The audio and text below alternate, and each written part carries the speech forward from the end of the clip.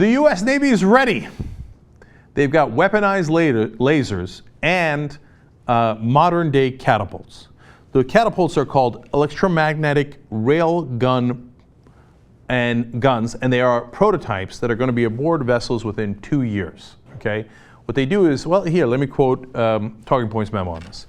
Railguns, which have been tested on land in Virginia, fire a projectile at 6 or 7 times the speed of sound, enough velocity to cause severe damage.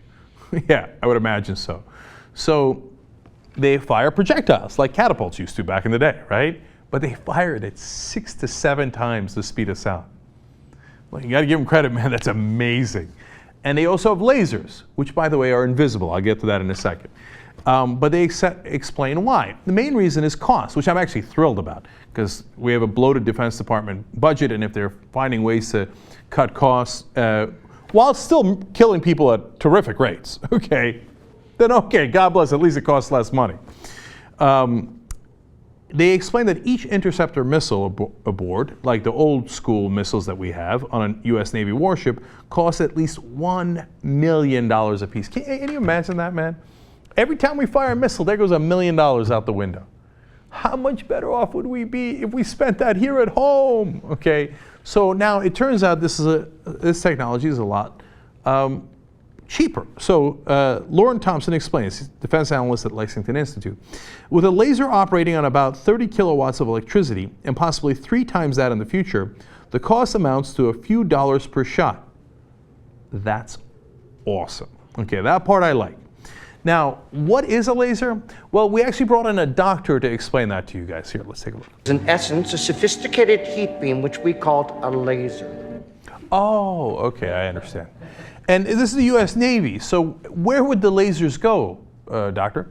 You know, I have one simple request, and that is to have sharks with frickin' laser beams attached to their heads.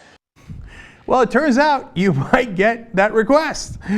They say in the article here in the Associated Press, just like in the movies, the Navy's laser directs a beam of energy that can burn through a target or fry sensitive electronics. Unlike the movie, the laser beam is invisible to the human eye. Damn.